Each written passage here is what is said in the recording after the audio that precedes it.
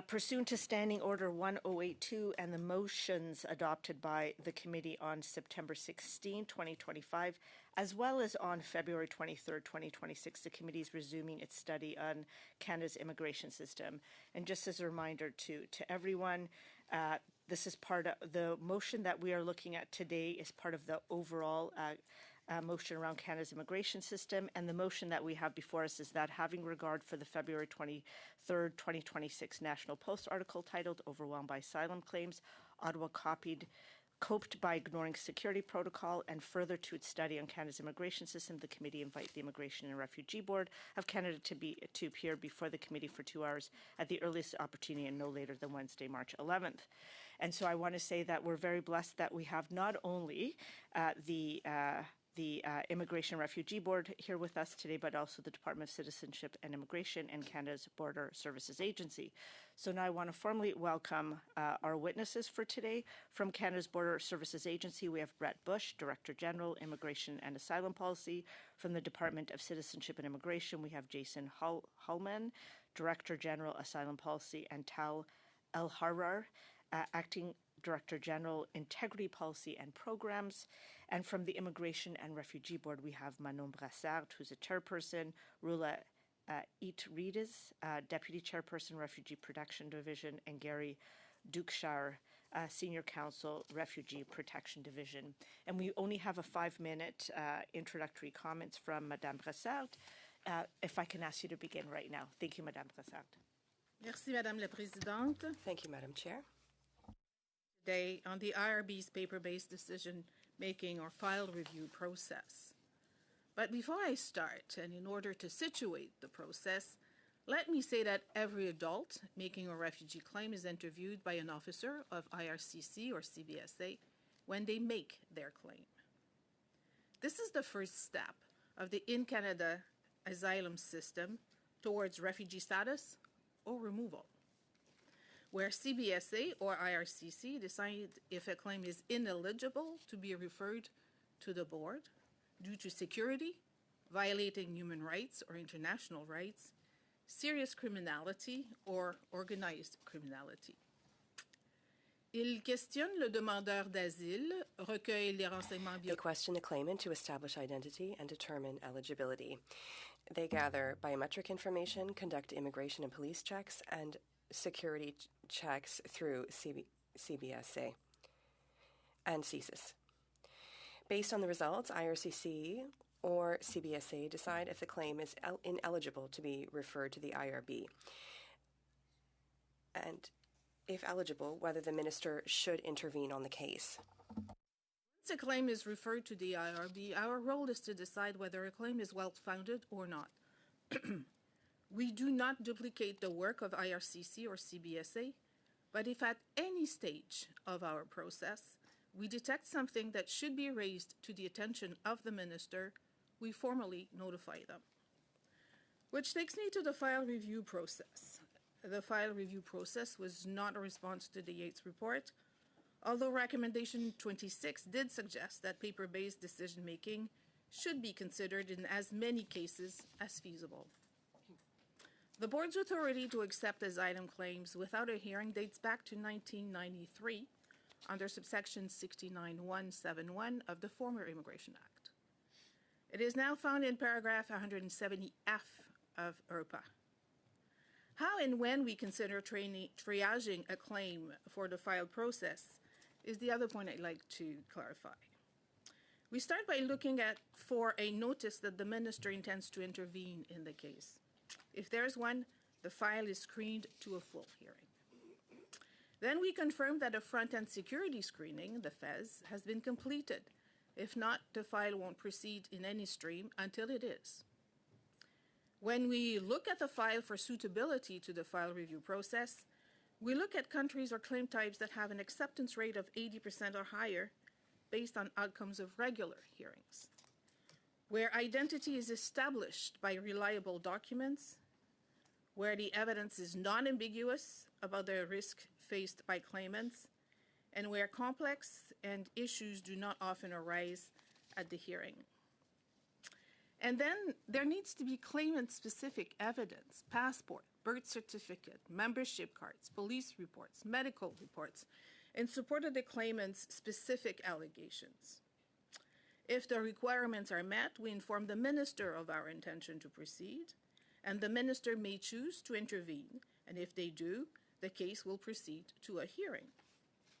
Remember, triaging is an administrative transaction, not a decision.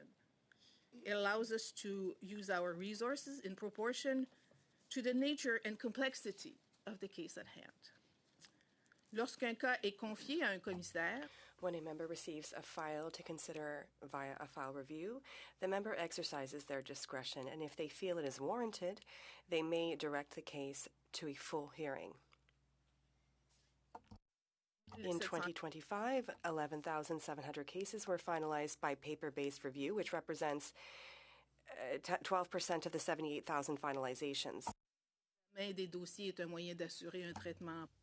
The file review process is a means to ensure that claims, often from women where no issues of security have been detected and where the claim otherwise meets all the requirements of the Act, to the satisfaction of the RPD, can be dealt with more expeditiously. This allows the board to concentrate its efforts on the majority of cases that require a full hearing to decide. I will stop there, Madam Chair, and turn the meeting over to you. Thank you so much, Madame Brassard.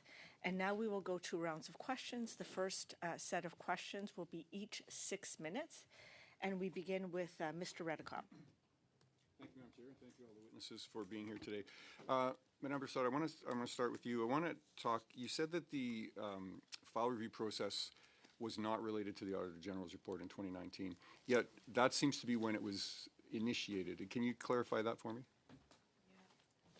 As I said, the process existed since 1983, 93. So it was called different ways, and it had different names, but it was not, so it existed for a long time. Okay, so it did not start in 2019, it started in 1993. From what you said. In one form or the other. Okay, so now I just want to focus on the low risk part of this, because in that Auditor General's report they mentioned that they suggested that you optimize procedures based on low risk countries, and yet the list of countries that was published at that time had a lot of countries on there that to me are not low risk, like Afghanistan, Iran, Russia, Syria, North Korea, these kinds of countries. So how do you define low risk? Well, I wasn't there when the initial, that list that you're talking. Are you responsible for the department? I'm responsible for the board, sir. So, and I'm really happy to do that. So, yes, let me go back to the list of countries and claim types that I'd my like question, to go back to repeat the question, it's not necessarily the countries that are there, but the countries that I listed, to me, they don't sound like low-risk countries, and yet you're claiming that they are low-risk countries. Can you clarify that? Well, you mentioned North Korea. North Korea does not have Iraq, Syria. Sorry, maybe I'll step in on North Korea has never been a less complex country. We actually take the position that North Koreans can be considered for citizenship in South Korea, so it has actually never been part of that list. Can I just interrupt? I have the list from 2019. It says less complex claims in North Korea is on that list. Is this wrong? Is this document wrong? We've never approved a less complex claim from North Korea. We, in fact, only have 2 claims in our entire inventory on North Korea. So this document from IRB was incorrect then, is what you're saying? So it was potentially an evaluation done at the time, and that evaluation may have changed over time. So is there a current list now? Is there a list of these countries? We don't look at it from this perspective. As I mentioned earlier, we look at country and country types and claim types, and we look at acceptance rate of 80% at full hearing as a starting point. And so there's never a real established list. It's a guide to look at where the kinds of countries that we would be considering. So based on what? You're looking at less risk based on what? If the acceptance rate is 80% at the full hearing. Let me stop you right there. Acceptance rate of what? Of all people? Of the claimants from that country. So it is country-based then? Well, we look at the country. Like it's and either we look- country-based or it's not country-based. Well, You're- it's you're not telling me only both things here. country-based. So you said it's not country-based, and now you just said it's country-based. So which is it? We look at the claims that we have. And then we look at the acceptance rates, and the easier way to start is country and then claim types. Because claim types will vary from each country within a country. And some claim types could get high acceptance rate, and others just about never accepted. So it's- what's a claim type? A claim type, for instance, it can be whether religion. Is the group persecuted because they're Christian in the country or because they're apostate? So that's a claim type. So all, how do you know? So you're saying that all Christians from Afghanistan is a certain category, and if those people, as an example, would be automatically approved. Is that what you're saying? We're saying let's take that example. So we know from the documentary evidence that Christians in certain countries are facing hardships and persecution. So that's a starting point to look at it. But I stated 4 or 5 criteria, and we need to go through all of them to decide whether that claim would effectually. Let's go to a different place here. Yeah. Rules 26 and 27 of the Refugee Protection Division rules require that an asylum hearing must be halted if issues arise relating to fraud, false identities, war crimes, serious criminality, etc. Is that correct? 1 minute. Yes, we have to, and we do. When we see something, we say something, Okay. and that's why So- we will stop the hearing and Right, ask so this the rule members exists to. so that the Minister of Public Safety or the Minister of Immigration can intervene to protect Canada's national security if something arises during the hearing, correct? When it does during the hearing, we inform the minister. And under the file review policy, refugee claims can be accepted without a hearing and without any questioning of the claimant, is that correct? If the minister did not intervene. Okay, and so if no hearing takes place and no questions are asked, the notification mechanism for those ministers in Rules 26 and 27 cannot be triggered, is that right? The minister has, and my colleagues can testify to that, they will look at the claims before it even gets to the IRB, before they refer it to the IRB. If they detect issues around security, if they detect issues around identity, they can tell us, and they do tell us that when they decide to intervene. And when that's the case, it doesn't go to the paper process. Thank you very much, Ms. Brassard and Mr. Redekop. Next, we have 6 minutes for Ms. Sodi, please. Thank you, Madam Chair, and thank you once again to our witnesses for being here today. My first set of questions will be to the officials from the IRB, and whoever wishes to answer may do so. My first question is as follows. A recent report made by the C.D. Howe Institute made a number of allegations concerning the file review process at the IRB. How does the IRB respond to the report, and is it accurate? There was a number of allegations or affirmations that were made in this document. I don't pretend to nail them one by one. There was a large number of them. One of them was that the policy didn't work because the backlog increased from 17,000 in 2016 to 300,000. I would say this measure was not a measure to diminish the backlog. Clearly, there are limited numbers of cases we do that way is not a means by which you achieve diminution of a backlog. It's also, by the way, not a pull factor in the effort of my colleagues at CBSA, in IRCC, have done a lot to reduce the intake, and we've seen it from last year, fiscal, from 176 to about 100,000 by the time the fiscal year is over in a couple of weeks from now. This is used to see manifestly founded claims, if I can call them that way, and make sure that the appropriate level of effort is put on each and every claim.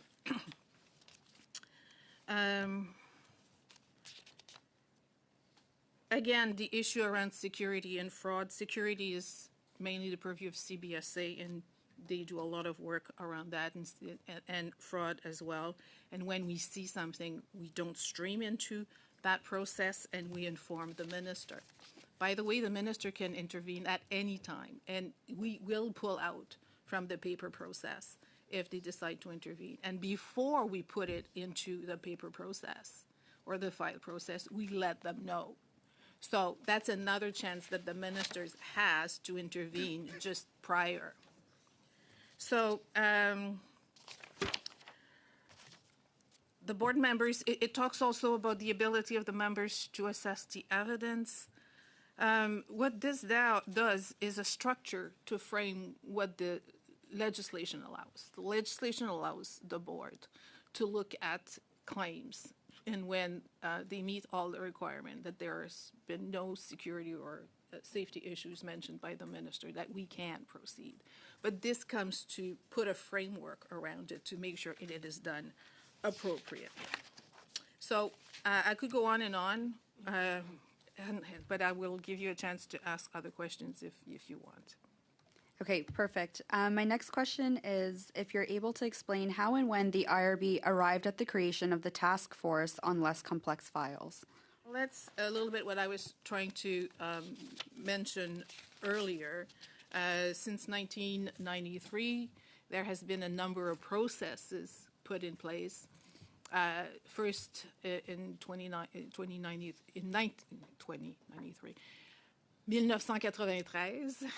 1993. There was changes. That process was modified from time to time. So, and that's to adjust, for instance, to the change in IRPA when it was now under the 170F. Are you able to describe what type of cases typically go through the paper review process at IRB? Well, it's usually first, I want to reiterate the part that is done by our colleagues at CBSA and IRCC to screen security and safety issues. Then when we look at them, it's the second part of the asylum system. We make sure that we have what we need on file to come to the conclusion, or that a member could come to the conclusion that the fear is well-founded. Not just objectively with country conditions, yes, but also from the claimant themselves and the evidence that they have to relate to their claim personally. So that's also an important step. Okay? Perfect. Thank you for your answer. Last but not least, are you able to explain what the consequences would be of ending the IRB's file review process entirely? Well, 1 minute. sorry? 1 minute. We would lose in efficiency. We're an administrative tribunal with high volumes, and like how all administrative tribunals, we are usually tasked with high volumes. We are, in our law, also required to ask to move expeditiously. So we would lose a means to do that. To us, it would mean less claims heard in a year, probably additional costs for interpreters. I would suspect for the federal government more cost on legal aid because lawyers would have to come more often in front of us to assist their clients. So that's another difficulty.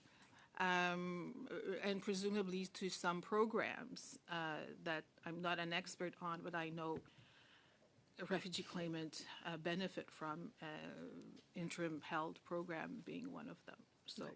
Merci, Madame Brassard. Thank you, Ms. Sodi. Thank you, Madame Brossard.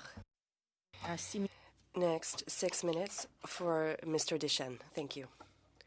Good morning to all my colleagues. Thank you for joining us, Madame Brassard. I'd like to talk about the process.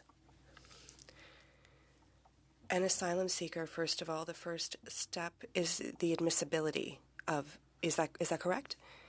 And that is dealt with by whom? It's at the port of entry at CBSA, and if it's inland, once they're arrived here, it would be IRCC. I'm sorry, the acronyms are in English.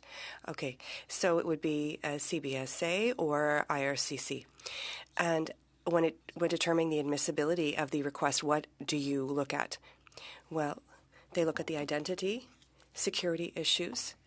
They can talk to you themselves about each of the steps, but they mainly look at security and whether they are admissible.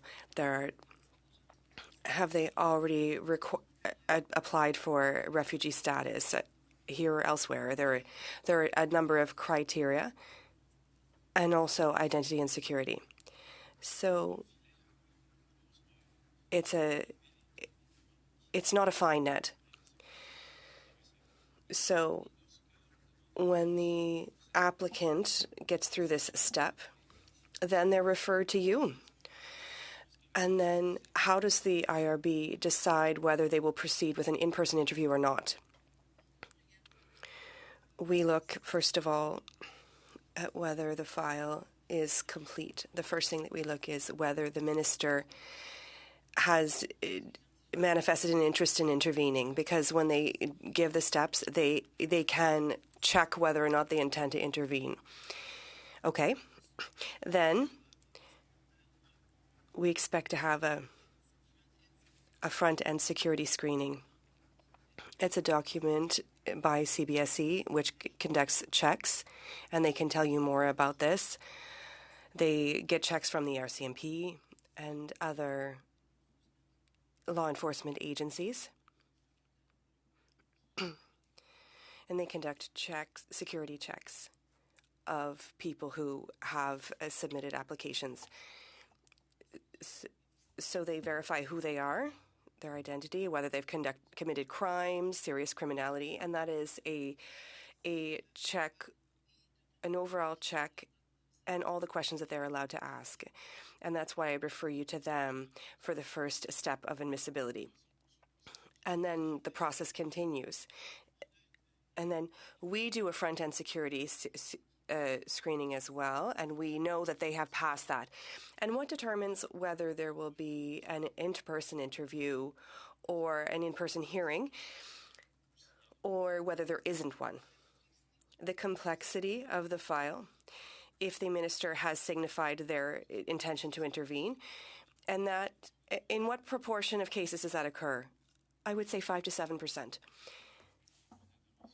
So let's say there's no intervention from the minister, then we look at what sort of claim it is.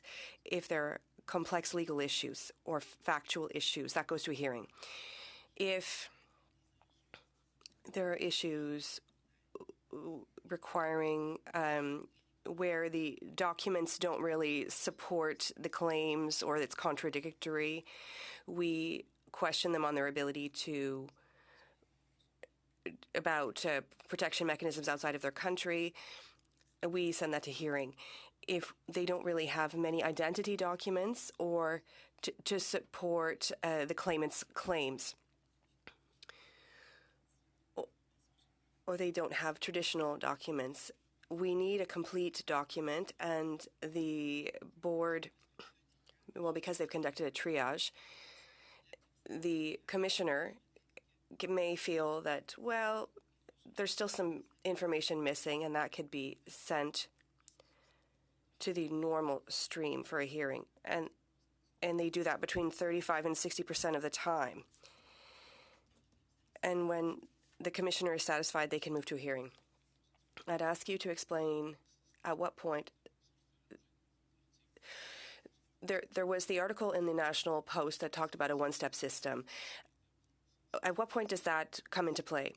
If the asylum seeker comes from a certain number of pre-selected countries, they'll be automatically set aside for a hearing? Well, it's a bit of a red herring in English, as we say in English. We need to start somewhere. You have 1 minute left.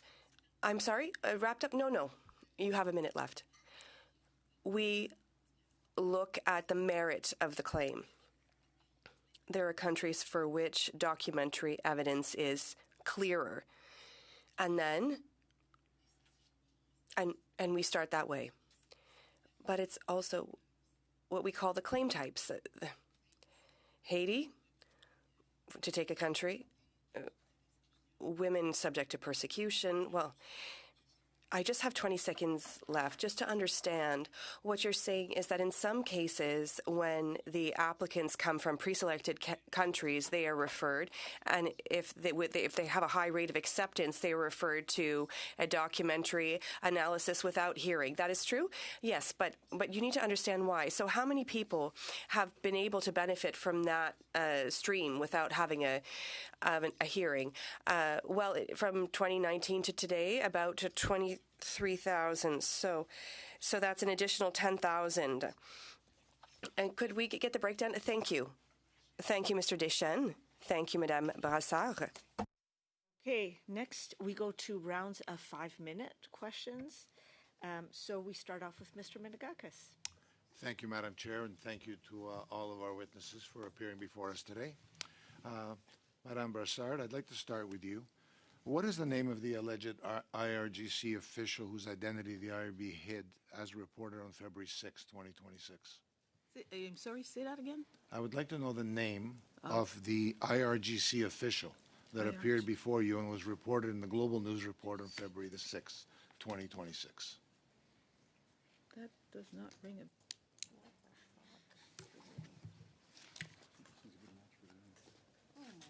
It's a Global News Report. And basically, it says a suspected high-ranking Iranian official caught living in Canada appeared at his deportation hearing on Thursday of that week, and the IRB deemed it necessary to not divulge his name.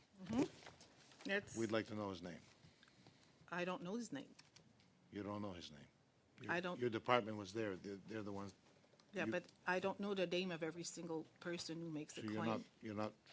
this does not ring a bell with you? Yeah, well, the case does. The name, I don't know. You don't know that. And the name is confidential. Why is the IRB prioritizing the privacy, then, of an alleged member of a terrorist organization over the safety of Iranian Canadians? You mentioned alleged. Then why hide his name? Well, if they, hypothetically, Well, let me talk facts, not hypothetically. Okay. I represent a community of probably the region where the highest population of Iranian Canadians are living in Canada. That's the Richmond Hill area.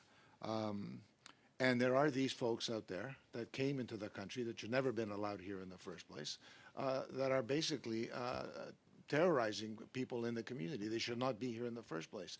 And it appears the IRB has taken a position to not disclose their names. Does the IRB grant the same level of anonymity to other terrorist organizations, say like ISIS or Al-Qaeda? Or is it just specific for the Iranian community? the legislation provides, generally speaking, that when someone makes a refugee claim, that claim becomes in camera, and we have to protect the identity of refugee claimant in all the hearings that appear before us.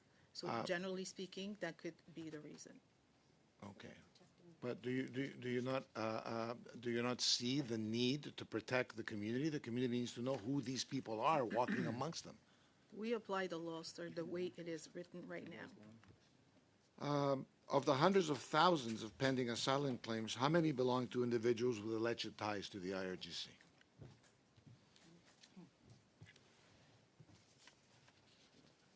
Well, I don't have a number to give you right now. So do we know how many are in the queue for deportation? That would be a question for CBSA. Well, the CBSA has located 26 that merit deportation hearings. Maybe I'll ask that question to Mr. Bush. How many are in the queue for deportation with ties to the IRGC? I don't have the specific data on me, but I can take that away and try and get that data for you. Okay. Could one of you answer why there has only been one deportation in almost 4 years? I can't, like I said, I don't have the data in front of me, so it's hard to answer your question without the specific data on those cases. So back to you, Ms. Broussard. Is it acceptable to you to just have like one person deported in 4 years from the list of people that you deem should be deported? I have no comments to make on that. You'll understand that once we've made our decision, it is out of our hands what happens after. Look, the CBSA found Afshin Pernun. They alleged this 50-year-old was not allowed in Canada because he was deemed a political asset. Yet the IRB said he did not exert significant influence and allowed him to stay. What is the threshold? What's the IRB's threshold for significant influence if a 22-year official in the Iranian regime does not meet it? 30 seconds. It depends on the degree of involvement that official has in the decision-making of their government. And that is something framed very much so by the federal court, and that's what we apply. Should regime backers promoting and executing IRGC business be allowed to stay in Canada, in your opinion? We apply the legislation as it is, sir. Thank you, Mr. Menegakis. Thank you, Madame Brassard. Next, we have 5 minutes for Mr. Fragiscatos. Thank you, Chair. Thank you to the witnesses for being here today. I want to go back to file review, Madame Brassard. On an annual basis, what percentage of cases that come before the IRB go to file review? Well, we send a lot more. I'd say finalize that way between 10 and 12%. Okay. And this is a mechanism that's been in place since 1993, if I understood your introductory comments? In one form or another. Okay. And I think crucial to all of this is screening. Yeah. Screening happens. And so every case that goes before file review has already been pre-screened by the CBSA and by IRCC. Is that correct? Well, I don't think that they would characterize their work as screening. They look for specific things. Okay. And that work has been done, and it touches on safety and security. Well, talk more about that. Okay. Talk more about that process and what happens before file review ultimately. Maybe I can turn it to Brett to talk about their process, because I feel they're here. We have the benefit of their presence. Might as well have it from them. Thank you, And Madam Chair. just before you do, Mr. Bush, I think it's important because it helps to establish a context. Failing that context, one would be left with the impression, perhaps strong impression, that any and every individual is simply just rubber stamped. Oh, absolutely not. And I think it is important. Thank you for it's a building block. We call it the In Canada Asylum System. And it starts with CBSA and IRCC, and then it comes to us. And then if somebody is successful, then it goes to permanent residents, and they don't overdo all the work that was done before. They don't redo the Refugee Determination Division the same way we don't redo their safety security assessment, and then eventually to citizenship, or to in opposition to removal. Yeah, Mr. Bush, just on the veracity of the process. So, as the chair has mentioned, the process doesn't start at the board. It starts actually overseas when people are applying for visas and electronic travel authorities to come to Canada. That's done by my colleagues, so I won't speak about those processes, although we also do security screening on behalf of those cases as well. Once they arrive, we're validating people's identity usually through biometric validation, because all of the people who receive visas have their biometrics collected before they're issued a visa. At the port of entry, going back to one of the previous questions by your colleagues, we are going to assess their admissibility. We are doing interviews, collection of data, searching databases, doing biometric confirmation searches to make sure we know as much as we can right at the port of entry of the person.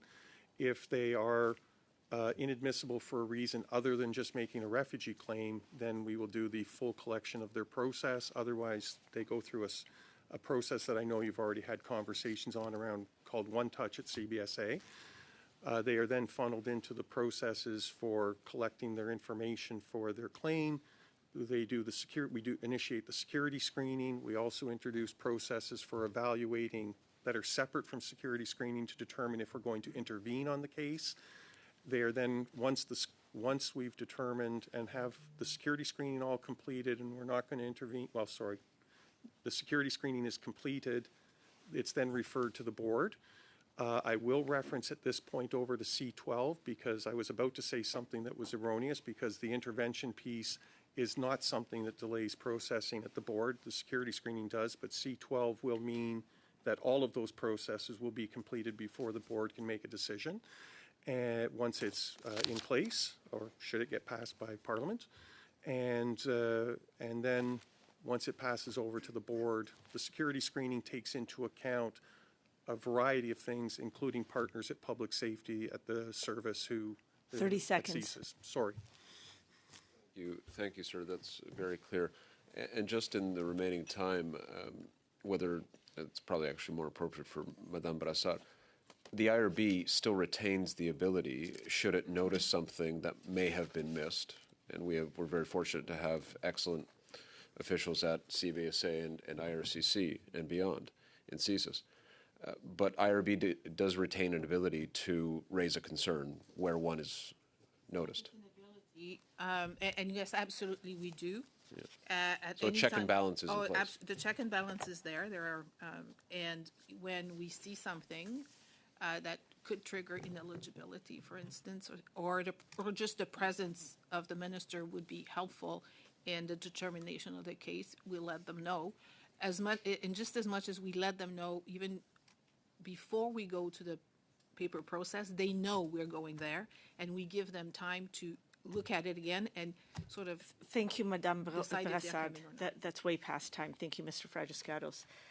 Prochaine, on a 2 minutes et demie. Next, we have 2.5 minutes for Mr. Deschênes. Thank you very much, Madam Chair. Madame Brassard.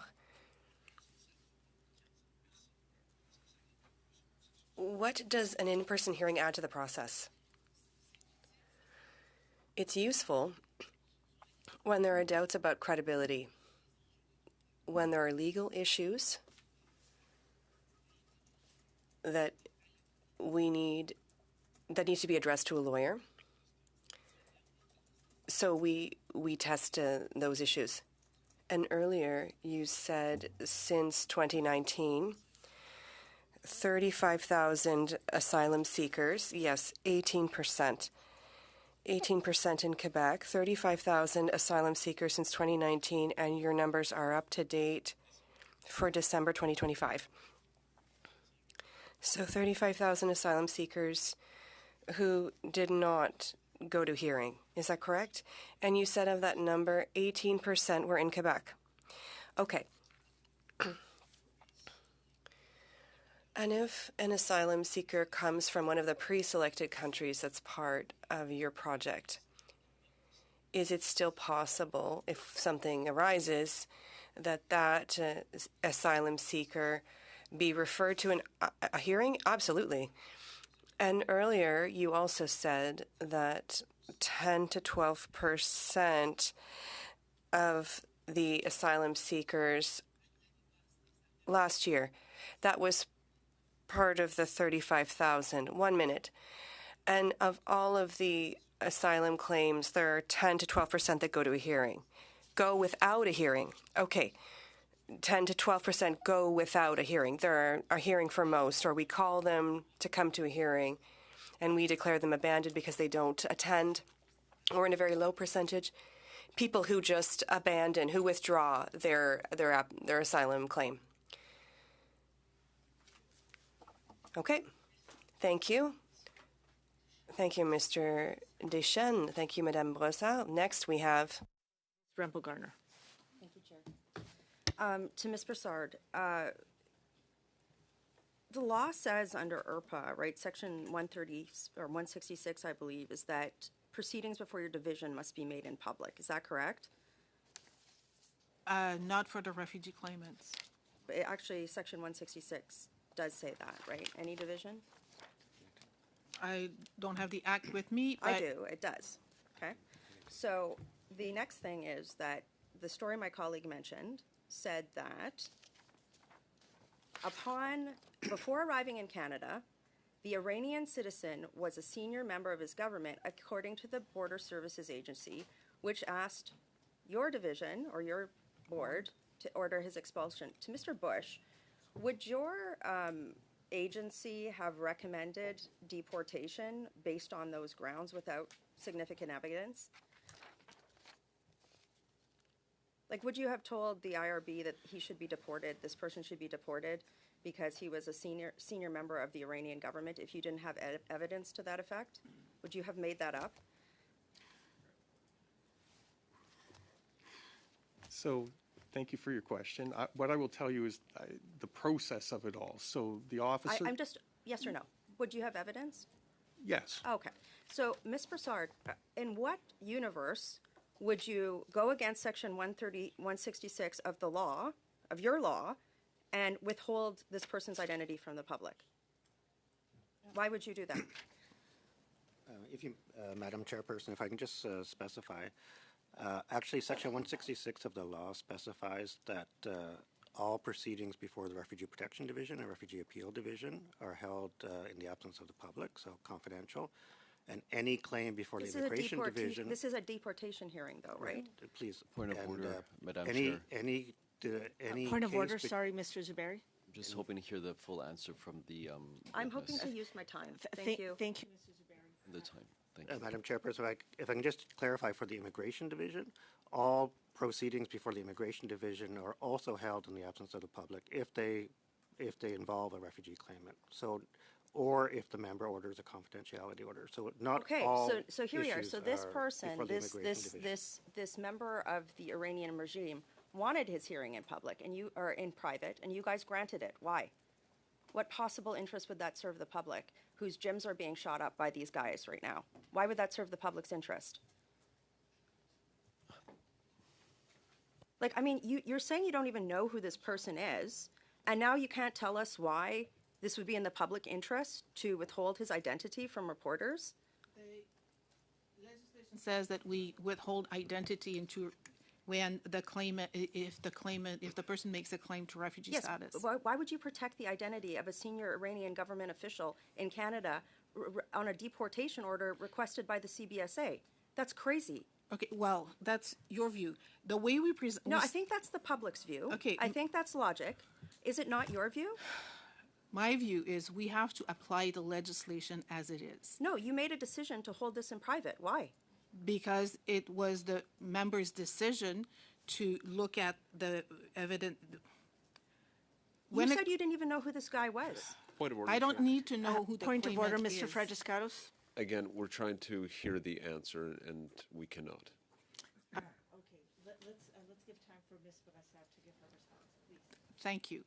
When the department comes and asks for somebody to Okay, I've heard enough. Okay. The second thing, No, it's Ms. my time. Gardner. It's my time. The next thing I okay. would like to ask is this. Ms. Broussard, would a former director under Iran's Ministry of Roads and Urban Development, who was a 22-year civil servant with ties to the Iranian regime and described as a political asset of the regime, would they be considered a senior official under the law and be ordered to be deported? depends on the nature of the evidence adduced Do you think during that the they hearing. should be considered a senior official? It depends on the nature of the evidence. adduced 1 minute during the hearing. left. Mr. Bush, would it be easier for your department to deport Iranian officials, people with ties to the regime, if the law was changed to clarify that non-citizens with ties to the regime would be deemed inadmissible if involved in regime-linked businesses, spreading propaganda, or human rights abuses? I'm thinking of cases like there was a guy that was the head of the Iranian state-funded newspaper, was the deputy political leader of the Friday Imams Policy-Making Council, the supreme leader's head of office in the UAE, and has not been deported. Would maybe changing the law make your job a little easier there, Bud? I'll leave the questions of changing the law to Parliament. But in terms... I'm trying to make a suggestion to change the law because it seems crazy to me that I'm arguing with the head of the IRB that we should be protecting the identity of a senior Iranian official when members of the Iranian diaspora communities are having their businesses shot up in Canada. Thank you, Ms. Rempel-Garner. Thank you, Mr. Bush. Next, we go to 5 minutes for Mr. Zuberi. Thank you, Madame Chair. Merci à les témoins d'être ici aujourd'hui. Thank you to the witnesses for joining us this morning. down a moment, because I know there's been a bit of a charged environment in this committee. I would like to just talk about the rule of law and the IRB and its role in implementing the rule of law. Specifically, you talked earlier about that the legislation guides you, correct? Is that audibly? Yes. And that you explained how the legislation requires a certain mode of functioning with respect to claimants and how that process happens, and that does mean that it is in camera on occasion. Is that correct? Refugee claims are always in camera. Okay. And what does in camera exactly mean for the layperson? In private, it means that the hearing is not public. It means then when we're going to issue the decision, the names are not going to be public. And that is the law. And that is the law. And your organization must respect the law. Of course, we're a tribunal. Let's continue with the concepts in law, because for the non-lawyers watching, a claim has to be proven, an allegation has to be proven normally when it's leveled. Is that correct in law? Well, of course, Let's say the government believes that somebody's an unsavory character. Somebody's making an asylum claim, and the government believes somebody is an unsavory character. Yeah. The claimant has to prove that they are a legitimate asylum seeker. Yes. If they do not prove they're a legitimate asylum seeker, they are deported. Well, we come to the conclusion that they do not have a well-founded fear of persecution, and whatever removal order they have can be executed. But meaning that they'll get a removal order from IRB. Yeah, it is there. It's just suspended. Okay. So once we're done, it comes back in effect. I'm just trying to contextualize the charged conversation we were just having. So the point I'm making is that a claimant has to prove their case. Is that correct? Absolutely. And let's say the government believes the claimant's claim is complete BS, and in fact they are a threat or a unsavory character. Does the government has to prove its claim, or can they just throw it out there without proving it? Well, they have to come with sufficient evidence to establish that the claimant is actually not credible or is lying, and then it's put to the claimant. And if the claimant can't establish their claim, the decision will not be favorable. It's not enough just to cast shade and say X is unsavory. The government has to prove that. It's like any other case. A party alleging something needs to prove it. That's my understanding. I just want to make it plain for all watching, and for this committee, so we can all understand as members that those are the way the facts and the way the law actually works in this country. Yes. I want to switch gears a moment here and talk about the differential between European rate of claim acceptance and the Canadian rate of claim acceptance. You have about a minute and a half. Can you explain the differential for, again, the ordinary watcher? Well, the systems are often very different. And where they have two steps process, so a first process gives you a certain acceptance rate, and the second level gives another acceptance rate. And it's often difficult to know which is which, or to even know really what's the total.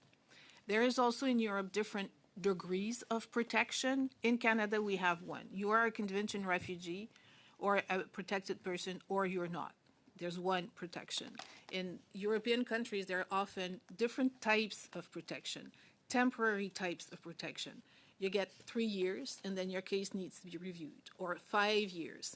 So if you compare apples with apples, so the permanent protection that we afford with them, the difference will be often very significant. The difference would not be as stark of a differential as what we are hearing about.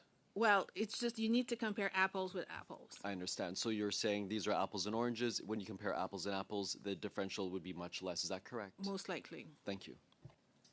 Thank you, Mr. Zuberi. Thank you, Madame Brassard. Next, we have, we start our third round, so 5 minutes, and we start off with Mr. Davies for 5 minutes. Thank you, Madam Chair. Mr. Bush, I'm told that up to 50% of the detention capacity at CBSA has been reduced recently. Is this true?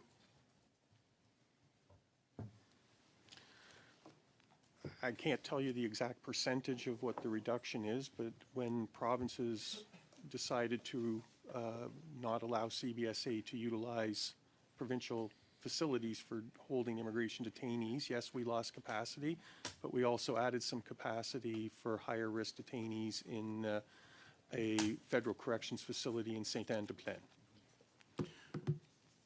Okay, well, I'm told that an internal memo confirmed that 50% of the current capacity that CBSA had for detention was reduced. Now, are there plans to rectify this? There's always work trying to ensure that we have the correct capacity to detain who we need to detain.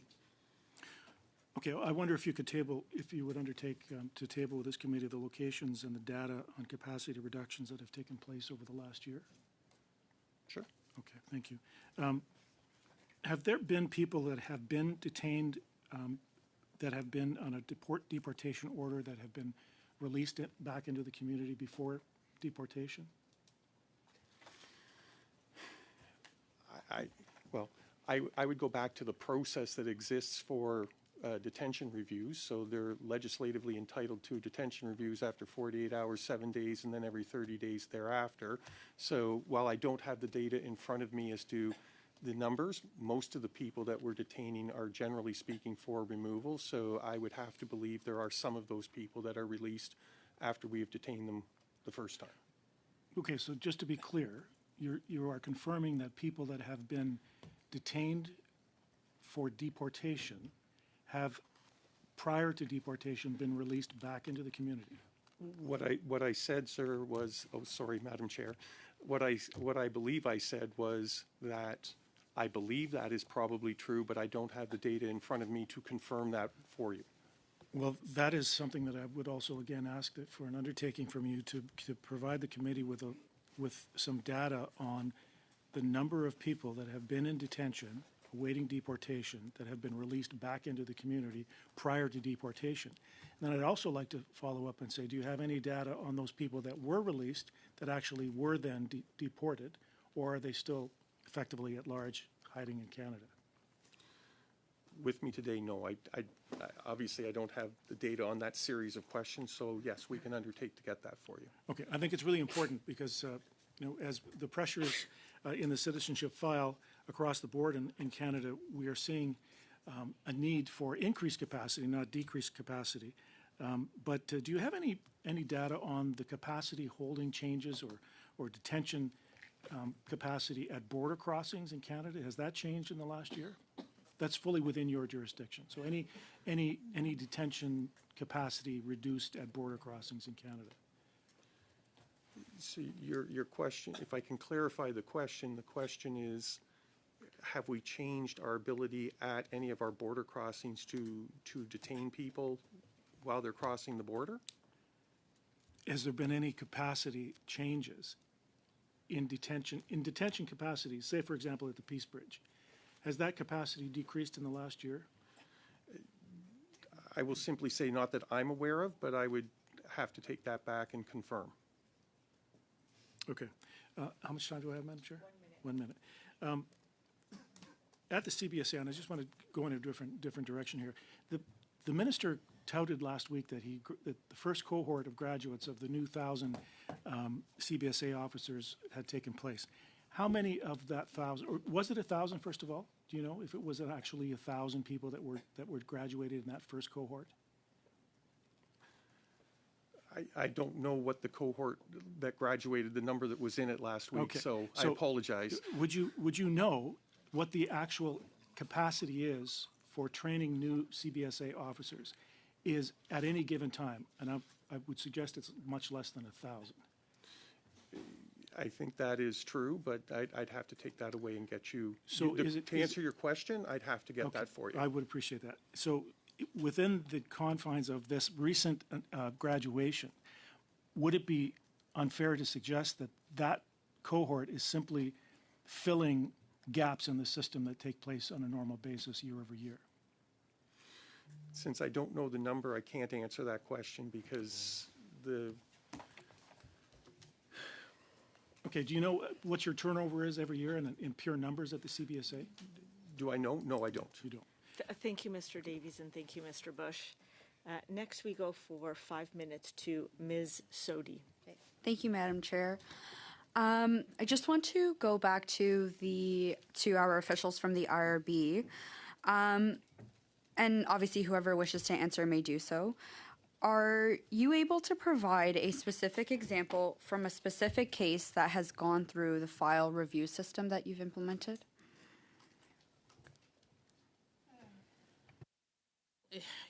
As you understand, I can give you claim types and examples, not a specific. This is, of course, confidential. When we look at China, for instance, like if there was a case there, we would be looking for what kind of case that would give us this. Christians, Tibetans, Uyghur, it could be people we would look at types of claims to see if the evidence is there. So if there is a minister's decision to intervene, if there's a FEZ, and is the FEZ detecting anything suspicious, which would indicate not to go to that process. And then we would look for the evidence, the global evidence on the situation of those groups. And then we would also be looking for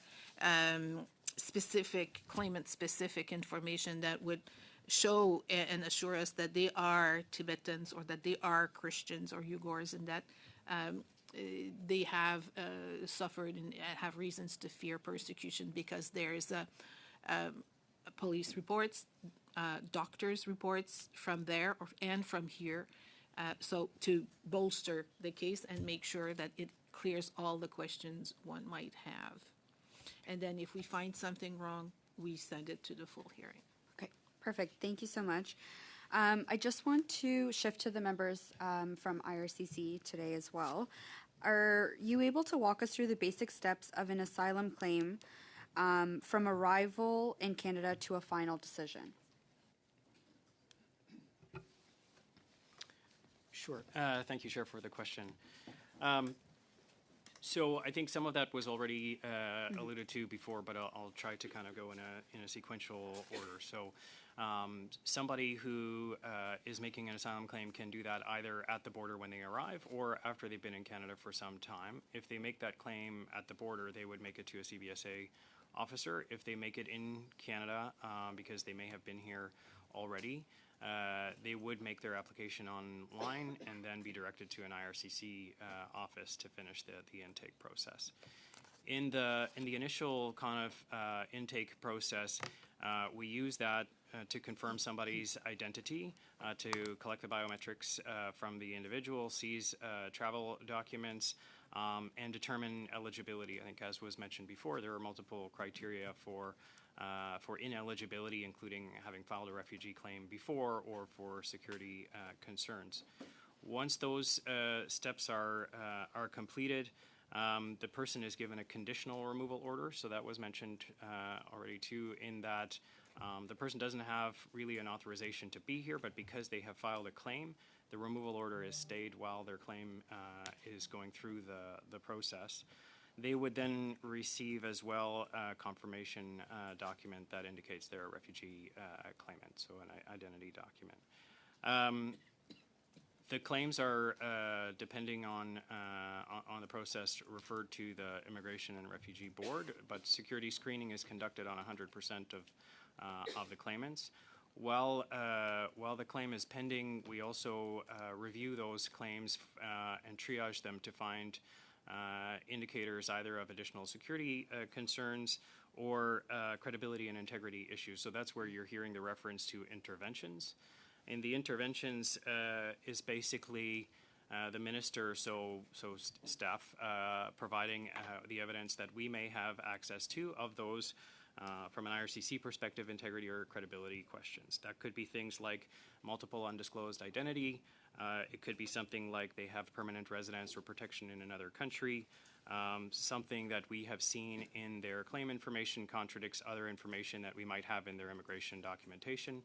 So where we have those concerns, we will prepare either a written intervention or for the ability to go before an oral hearing and provide that information so that the decision maker at the IRB can take that into account as the claim is being decided.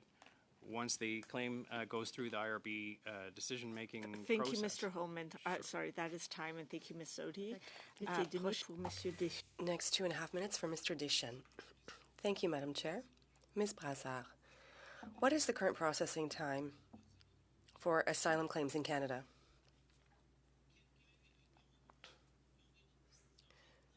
For someone receiving a decision now, it's about 24 months.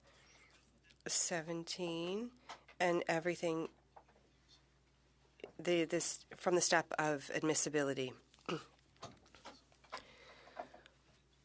What are the processing times specific to Quebec?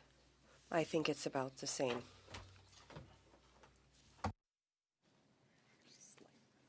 C'est marginal. It's roughly the same. So 25 months, 24 months, it's roughly the same. We manage our workload nationally. So if a case can be heard earlier with a commissioner elsewhere, then we do so. I understand that every country is different and every immigration system is different. But we see in some European countries they seem to process the claim and within 6 months. What would allow us to reach that level? First of all, you need to look at how they calculate that 6 month. Some countries stop the clock, and that, of course, reduces the processing time. The time doesn't count when they're waiting. So you need to take those numbers with a grain of salt. And it's also a question of workload, how many files they receive annually, and what are the resources and the number of commissioners who work on it. And the fundamental question is more, how could we shorten processing times here in Canada? Well, we continue to do a lot to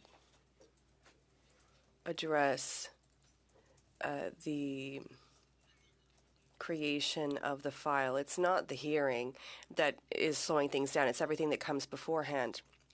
We have to do ministerial due diligence, and that takes a lot of time because we need to wait and we need to seek out information and remind people that information is missing. That's a lot of energy and time. And then we are ensuring that the files that we receive are in all sort of formats, fax, paper, email. We're trying to create a system that creates an e-file that's more robust and use a more systematic approach. We did a review of all of our processes. Thank you, Madame Brassard. Thank you, Mr. Deschênes. Next. Mr. Ho, sorry about that. I didn't know what he was pointing to. So, Mr. Ho, please, you have 5 minutes. Thank you, Madam Chair. My first set of questions would be for the officials at the CBSA. So a Globe and Mail report on March 6th had reported that the CBSA was investigating 95 cases involving possible high-ranking Iranian regime officials. Could you confirm that figure? I can confirm we're investigating cases. I don't know the number. So I apologize because I'm from our policy area, not from our operational area. So I was here to talk about this. There are officials that are, you're aware that the CBSA is aware that there are senior-ranking Iranian regime officials living in Canada, some number of them. We are aware. Okay. And the CBSA reportedly concluded that 28 individuals were deemed inadmissible after the government announced back in November 2022 that senior Iranian officials should be barred from Canada. Is that correct? Again, I can't confirm the number for you today, but there is a number of cases that we have.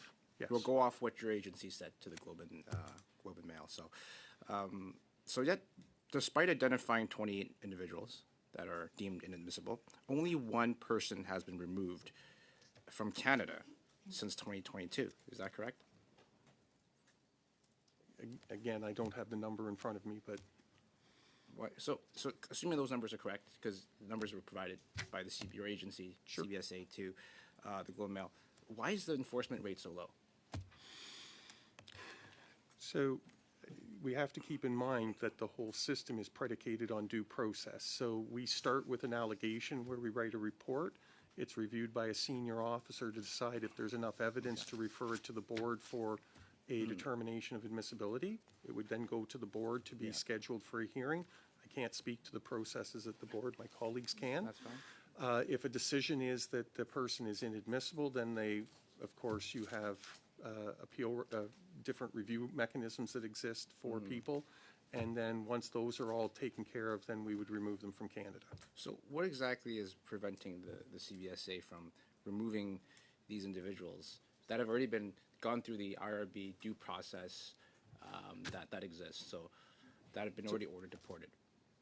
So if they've been ordered deported, then you get into the mechanisms of having to be able to remove them. So I can tell you what one of the big problems today, on today's date, would be, is access to flights into Iran. So, given the escalating instability in the Middle East and the regime's global activities, is your agency concerned at all that these regime officials may attempt to seek safe haven in Canada?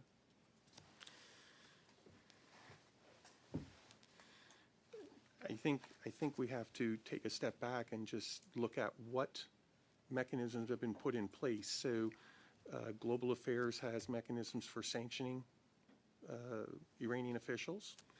The government has also put into place, under our minister's authority, 2 measures. So there's the listing in the criminal code of the IRGC as a terrorist organization, and then there is the designation of regime, which your colleagues have asked questions about previously. So all those mechanisms exist. So are you satisfied with those measures that you've listed? You listed a lot of measures there. Are you satisfied with how, with the measures? Are you satisfied with how is it rigorous enough in your view? If you're asking my personal opinion doesn't really matter for the purposes of this conversation, but there are a number of mechanisms that exist. But you oversee a lot. You see a lot of this stuff, including. So you would have an opinion. I mean, we're asking you because you see a lot of the stuff on the ground. So we were asking you. Do you think that there could be things that could be updated in terms of measures? Me personally, if you're asking me, do I believe the if I believe the admissibility regime is intact to find people inadmissible for coming to the country, yes, I do. Well, so you don't think there should be any laws that need to be updated? I didn't say that. I said, you're asking me about the Iranian situation and senior officials. If the laws were updated, would it make your job easier? Would removals be quicker in review? If we were able to change the law? The hypothetical would depend on what changes you're looking to make. But there could be some changes that could speed up removals. Right. So lastly, I'm just going to ask, Iran's Deputy Interior Minister, which was found in Canada, Syed Samani, has he been removed yet? I honestly don't know. He's been ordered deported a couple years back, and he's a pretty high-profile figure. I mean, it's all over the news. Has he been deported? I think I just answered that question, Madam Chair. I don't know. Thank you, Mr. Bush. Thank you, Mr. Ho. That's your 5 minutes. Next, we have 5 minutes for Mr. Fragiscatos. Thank you very much. Mr. Bush, I'll continue with you, sir. You just said, and I quote you directly, Canada's inadmissibility regime is intact. You have confidence in that. Can you expand on that?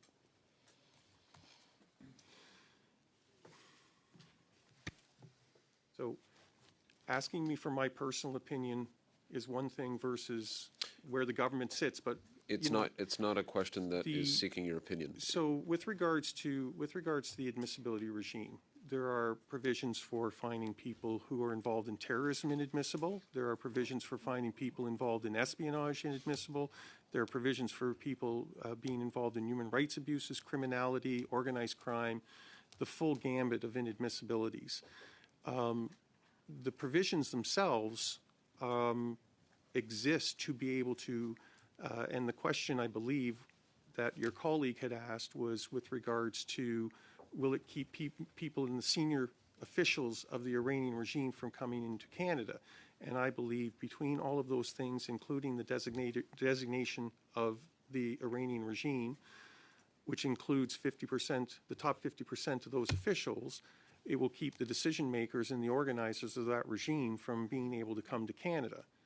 But we also need to keep in mind there is going to be challenges as of this past week to be able to travel out of the region to be able to make that move in the first place. Understood. Understood. Thank you very much. Madame Brassard, in the exchange that you had with my colleague, Mr. Zuberi, this was not said directly, but it did strike me as an important point, and that is that the individual before the IRB who's making a claim, the onus is on them. The onus is on them to show that they are a legitimate refugee, correct? Absolutely. The onus of proof is on the claimant to establish their claim and all aspects of the definition of a convention, a refugee or a person in need of protection. Okay. So if they don't present, these are basic facts, I understand, but with so much being said and so much being implied, I think it's important to clarify that where the onus lies. Absolutely. So thank you for that. Let's go back to file review, because there's been so much said and implied. The C.D. Howe report, you were asked about that, and you spoke to that. But I want to look at other countries here for a moment. Are there other countries that employ a similar process that you're aware of, or that colleagues of yours would be aware of? Different countries use different process, like I said, tier 1, tier 2 decision making and stuff. But for one, Australia has a paper process. Yes. And it's for what I call manifestly founded claims. So where a hearing wouldn't add anything to what's already in the file. So it does exist elsewhere, and it is this proportionality, using proportionality of a level of effort to the need of the claim or the file so that we put the appropriate level of resources and energy is something generally done in administrative tribunals and elsewhere. So Australia uses an approach like that, a Commonwealth partner. There are presumably other countries. We don't have to go into the specifics of that, but presumably look at one way or the other at simplifying the process, particularly for very obvious claims. Yeah. I believe UK may have something similar, but they're not necessarily exactly the way we do it, because every system is somewhat a little different. And I think I have just a few seconds remaining. 45 seconds. 45 seconds. Thank you, Chair. For the purpose of the record, 90% of cases that come before the IRB are given a hearing. 10% go to file review. Just about maybe 88, 12, but yes. And it's either a full or an abandonment hearing, or they withdraw. And once again, any case, all cases, to be clear, that go before file review have already been looked at by the CBSA and IRCC. Yes, and have been given a repeat chance to intervene when we think a file is suitable for the process. We formally advise in each and every single case, so that if they have since found something, they can intervene. And there is that. Thank you, Mr. Fragiscatos. Thank you, Madame Brassard. Next, we have 5 minutes and we are now into our last round of questioning. So, Mr. Redekop, we have you up for 5 minutes.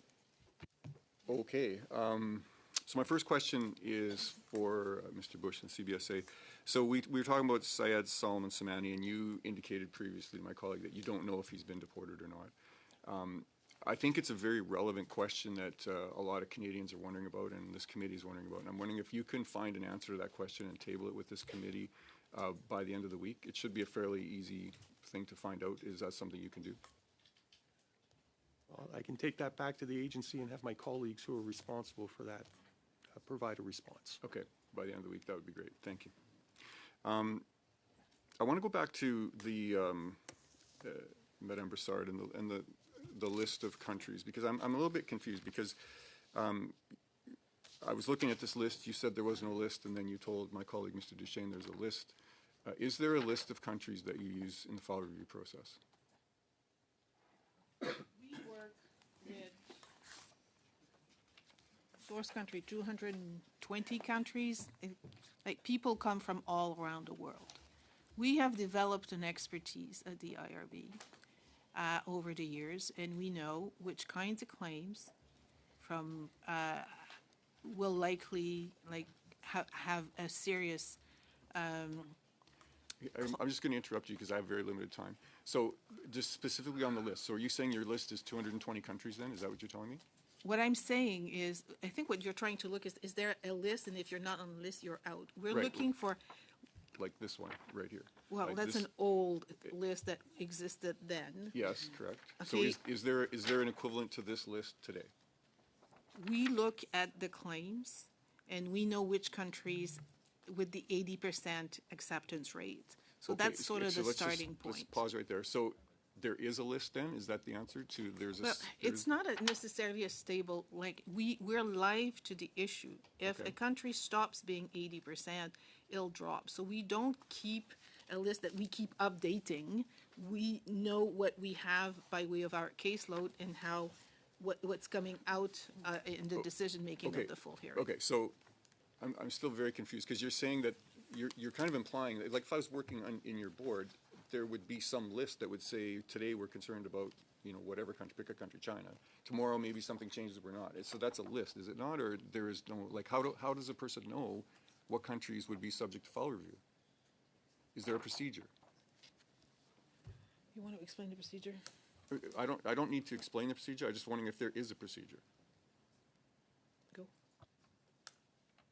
Yes, there is a procedure. So files come in and we look at. Okay, let's just stop right there. So like on this sheet that I have, which I admit is from 2019, it says on here instructions governing the streaming of less complex claims at the Refugee Protection Division, and then it talks about that's where we get this list, and I assume there's more to this document. Is there a current document like this?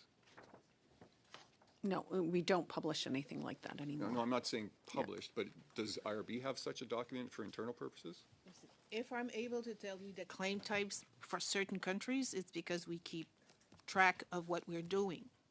So, but in terms of a list, the way you see it there, we've moved on from this kind of approach. Okay, so let me ask it differently then. Would Iran currently be considered something under file review right now?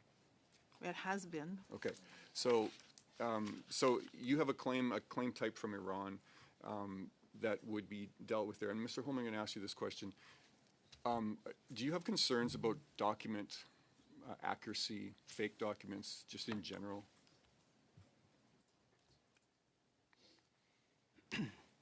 I mean, I think a part of the integrity process across all three organizations looks at the types of information that people provide, including the documents they provide to support their claims. Do you find fake documents? Is that something that occurs? I would imagine across the system, yes, we are finding. Okay, so Madam Broussard, you said that you would take a claim from, let's say, Iran as this example, and you would say that it fits into, I don't know, a woman at risk.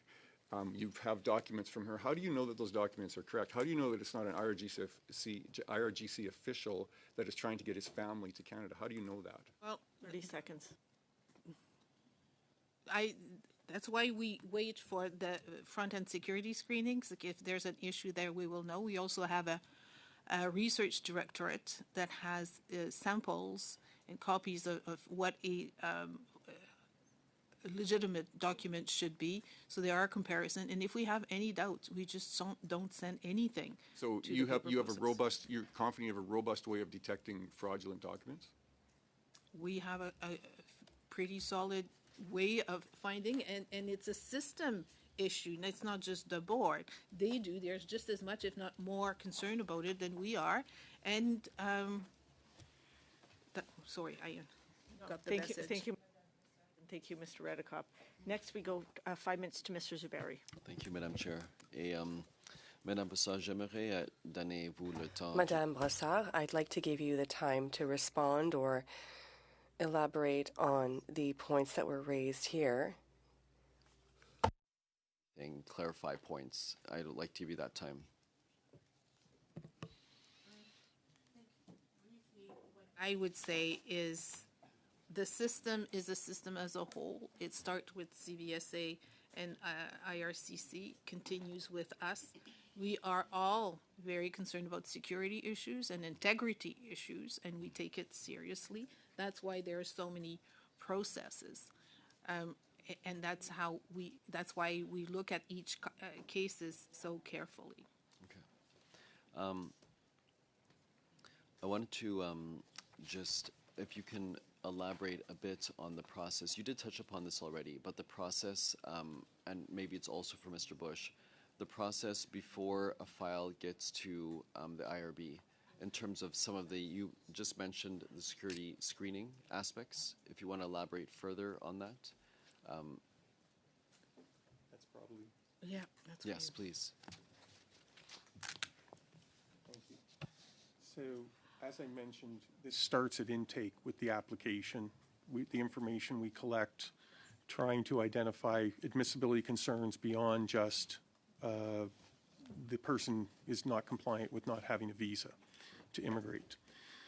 We then move into the security processes that involve both CBSA and CSIS to identify is the person a security risk or not.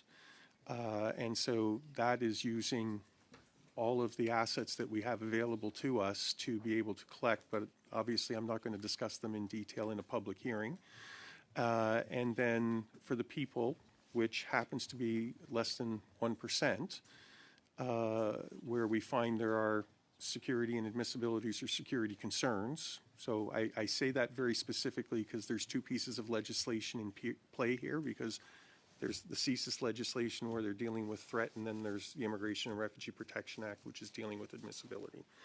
And then we get into the processes around the interventions and being able to intervene at the IRB with representatives from CBSA to articulate why the person should not get protection, because one of the foundations of the UN Convention is people involved in, I don't have the convention in front of me, so I'm not going to quote it correctly, but I think it's crimes against good order in the world, or it's some very, yes, so war crimes, crimes against humanity, terrorism. This is how Canada defines it for the purposes of going back to one of the questions earlier around ineligibility, to keep them from being able to have a claim assessed at the board, and the exclusionary criteria. So we argue that before the board, and the board would make a decision. So picking up on this issue of screening before getting to a certain point, in previous meetings there was a conversation around one touch.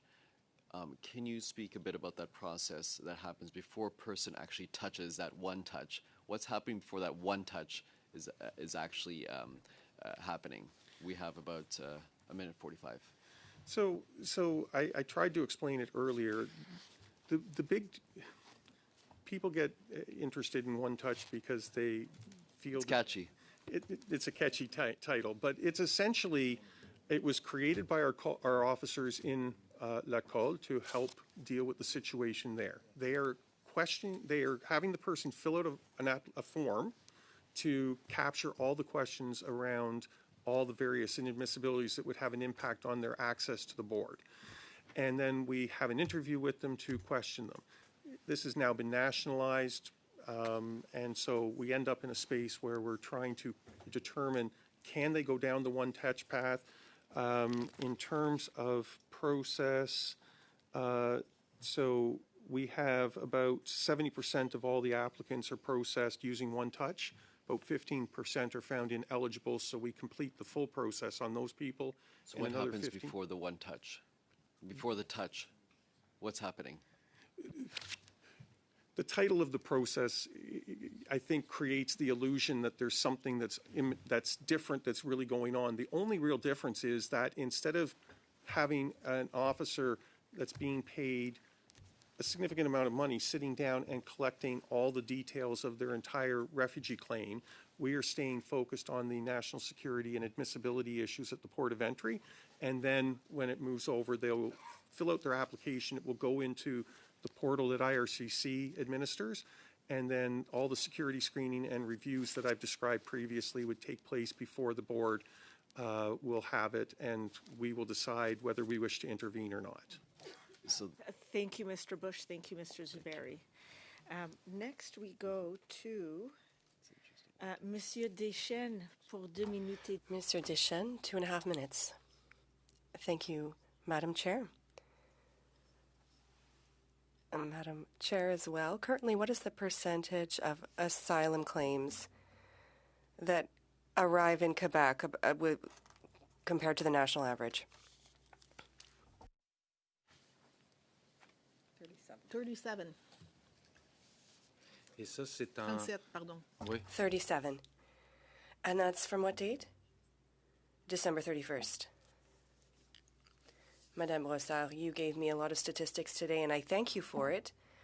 But I'd like an answer in writing just to make sure I wrote everything down correctly. So I would ask, is the number of asylum claims accepted without a hearing since 2019 in Quebec? Well, first of all, in Canada, and then distributed by province. The processing time for asylum claims by province from 2015 to date, and the percentage of asylum claims arriving in Quebec from 2015 to 2025. You understand, when it's the address that they're given, whether they're there or not. No, I understand. Yes, I understand the limits to what numbers can tell us, but... And now a question for Mr. Jason Holman. Can you hear me, sir?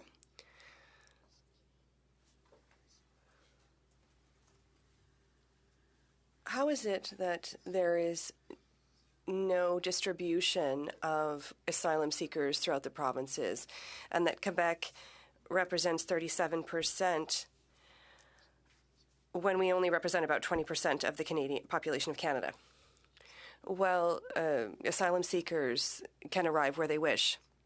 That's a right enshrined by the Charter.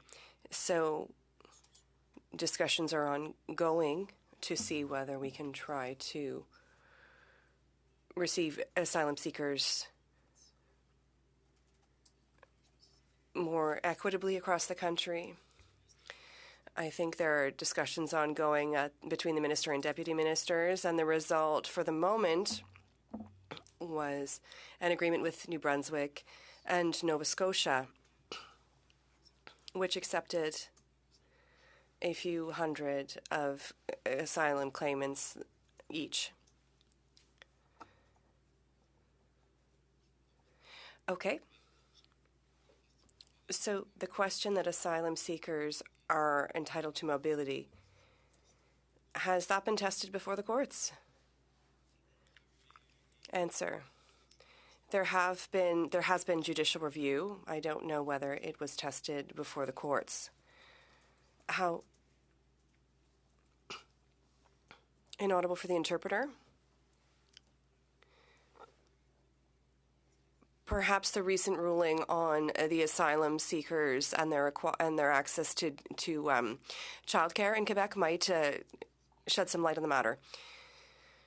You'll understand the claim from Quebec, and it has been repeated because, of course, asylum seekers represent a significant number of residents in Quebec. And to your knowledge, are there still discussions ongoing to better spread out asylum claimants more fairly? Thank you, Mr. Duchesne. It's because you're so charming, your questions are so excellent. So, peut-être on peut répondre à la prochaine. Perhaps we could get to that at the next round. Minutes for Mr. Where are we here? Oh, Mr. Menegakis. Yes, thank you, Madam Chair. Madam Chair, I'd like to give verbal notice of the following motion. That further to the testimony from the Immigration and Refugee Board of Canada, IRB, on March 9th, 2026, related to the presence of agents of the Iranian regime and agents of the Islamic Revolutionary Guard Corps, the IRGC, in Canada, and further to the committee's study on Canada's immigration system, and further to the imminent danger that the presence of IRG officials and regime agents in Canada may pose to Canadian public safety, the committee report the following to the House. 1. Government officials have admitted the known presence of Islamic Revolutionary Guard Corps, IRGC officials, and regime agents residing in Canada. 2. There are gaps in legislation and procedures that may allow IRGC officials to avoid detection prior to arrival and deportation after. 3. The government should exercise the full force of the existing law regarding the designation of the IRGC as a terrorist entity, specifically by expediting the execution of deportation orders of regime officials who are non-citizens under the Immigration and Refugee Protection Act. 4. The government should immediately undertake a comprehensive review of the Immigration and Refugee Protection Act with an eye to modernize it to prevent regime officials from avoiding deportation by A, clearly ensuring non-citizens are deemed inadmissible if involved in regime-linked businesses, spreading propaganda or human rights abuses, B, extend inadmissibility to immediate non-citizen family members of regime officials, and C, create an exemption for non-refoulement protections for inadmissible non-citizen regime officials proven to be complicit in human rights abuses. 5, the Immigration and Refugee Board of Canada, IRB, should immediately release the name of the alleged non-citizen regime official referred to in the February 6, 2006 Global News report entitled Latest Alleged Iranian Regime Official Found in Canada Wants His Identity Hidden, and forthwith provide a written explanation of why the IRB banned reporters from publishing his name to the Standing Committee of Citizenship and Immigration.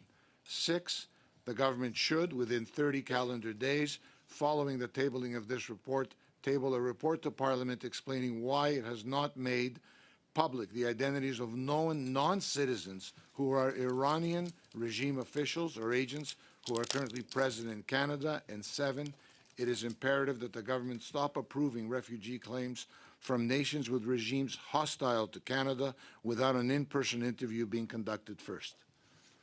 Thank you, Mr. Menegakis. Can I just ask whether or not, are you moving this or are you just putting this on notice? No, verbal notice. Just giving verbal notice today Okay. of the motion Okay. I just said. Now, I assume I have a little bit of time left? Yes, you have 1 minute and 52 seconds. Oh, wonderful. So my question is to CBSA, to you, Mr. Bush.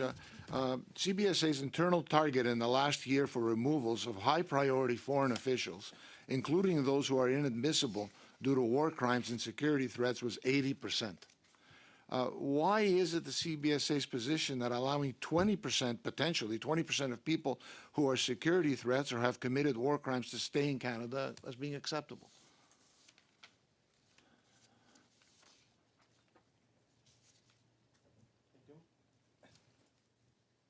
So performance measures are performance measures to evaluate the efficiency of the program that's in question, in this case, removals. There are a lot of factors that go into being able to remove someone from Canada. Obviously, we want to remove as many of those people as we can. It's our top priority, removing people who are inadmissible for serious grounds. So the stats I was given was we removed over 1,000 people that were inadmissible in 2025 that fit into those categories. Sorry, on your website. Yes. On your website, it says your target is 80%. I know what. So that means there's 20% that, you're okay with. Is that fair? No, I don't think that's fair because a performance measurement is different from what our objective is. Our objective will be to remove as many of them as we can. but there is a reality that not everybody is removable all at the same time. You only got one. One deportation since 2022, I believe. One. Your target is 80%. Let me ask this: how many CBSA Mr. executives? Menegakis, that's time. And Mr. Bush, thank you very much. That was it. You still have another round, though. Okay, Ms. Sodi, 5 minutes to you. Thank you, Madam Chair. My questions are to the officials from IRCC. So my office has recently been overloaded with emails regarding the interim federal health program, through which asylum claimants can access health coverage while their claims are being processed. Could you explain what this program covers and why it exists? Sure. So the interim federal health program provides limited and temporary health care coverage for refugees and asylum seekers to help address any urgent and essential medical needs while they wait to become eligible for provincial or territorial health insurance should they become protected persons. They receive this interim federal health care for the duration of their refugee determination process. For those who are unsuccessful, of course, they will be removed and their coverage ends once the removal orders have been enforced and they have left Canada. The important part is that people are given access to benefits in a similar way as low-income residents, and the coverage is for basic health care services such as hospital care, physician care, laboratory services. They also receive some limited supplemental coverage on par with that offered to social assistance recipients in provinces and territories. So it's designed to ensure that we are addressing the healthcare needs of this population for the time that they are in Canada. And how do the adjustments under this plan help ensure that IFHP remains sustainable while protecting essential health care for asylum seekers? Yeah, the recent changes were to look at adding a co-payment fee of $4 for each prescription and 30% of the cost of supplemental coverage. That's designed again to help address the financial sustainability of the program. Perfect. And overall, what steps is IRCC taking to improve communication with the public about how Canada's asylum system works and what its safeguards are? Yeah, I mean, we communicate fairly regularly, both about the system and how it works. We do that with information on our website, but we also engage with frontline stakeholders, ensuring that they have information, especially when any changes are made to the system, so that we can ensure that their engagements with those refugee claimants provide accurate information. As we look to any changes, we will also be continuing to update our website, push information out both to claimants and giving them handouts and information, but also to those organizations that are working with them. Okay. How much time do I have left, Madam Chair? 150 seconds. Okay, perfect. So really quickly, are you able to inform the committee on how IRCC is working with CBSA, IRB, and other public safety partners to improve the security screening process while also managing and meeting targets in the immigration levels plan? And if anyone from the IRB or the CBSA would like to jump in to answer this question, you're able to do so. I mean, I would defer to CBSA on the sort of security screening process, but you're right. I mean, all of these things are well coordinated between all of the three departments as we look at the asylum system, because I think, as was commented before, it is a very integrated system where information and cases flow between the organizations, and we're continuously looking for ways to streamline that. Some of the measures that we have under Bill C-12 that is still pending in the Senate will improve the asylum processes and improve some of those handoffs between organizations. But I don't know if my CBSA colleague wants to add anything on security screening in particular. You asked about the question, if I recall, had to do with the levels plan and the impact on security screening. Mm-hmm. So I think it would be fair to say, as the level of effort on the number of new permanent residents and new temporary persons coming into the country, whether to study, work, visit, is reduced because of the changes in the levels plan. Obviously, the demand for services on that side of, because there's three pieces to security screening. There's temporary resident screening, there's permanent resident screening, and then there's asylum security screening. And so it affords us time to dig into cases not more effectively, but it will help us to reduce some of the inventories that we currently have. Thank you, Mr. Bush. Perfect, Thank you, thank you. Ms. Sodi. Next, we go into our fifth round of questions. And so we begin with a combination of Mr. Redekop and Ms. Rempel-Garner. Ms. Rempel-Garner first.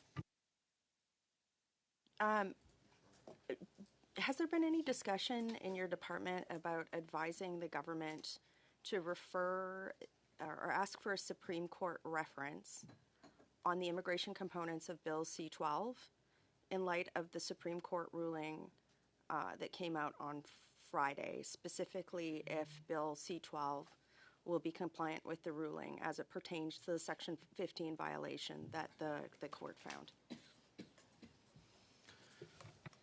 All I can say on the Supreme Court ruling from Friday, because it is relatively recent, is that I understand the Attorney General is looking at the ruling and assessing it, as well as any impacts on federal legislation. Does the government have any plans on referring or asking for a Supreme Court reference on any other components of immigration legislation in light of the ruling? I'm thinking about things like the point system, other stuff that people have said would now be ruled unconstitutional. As I said, I think it's too early, given the decision was just taken or just tabled on Friday, for us to have a good picture of the way forward. In your opinion, should let's say the bill, the immigration components of Bill C-12 be found through a reference unconstitutional, would you see the only way to uphold those particular provisions in the bill would be through the use of Section 33 of the Charter? I wouldn't want to speculate on any of the way forward. My understanding from the information I've seen is that the Supreme Court ruling was specific to the daycare system in Quebec. Thank you. To Mr. Redekop. Thank you. Madame Broussard, you spoke with my colleague, Mr. Duchesne, about tabling some information. And I have a similar request, and so I would just add, I would give you my request, and you can put the two together and make it one request. So what I'd like is a breakdown of the total number of claims and separately the total number of persons accepted using the policy of file review. And I think Mr. Duchesne suggested from 2015, so that's fine. And I'd like it broken down by country and claim type. And I think it's reasonable to expect that within, let's say, 2 weeks. Does that seem like a reasonable time frame? You said number of claims, and the second one I didn't get. Broken down by country and claim type. Yeah, but before that, number of claims and number of people? Number of persons accepted using the policy of file review, yeah. Yep. Okay. Okay, and also I've got some additional questions for you.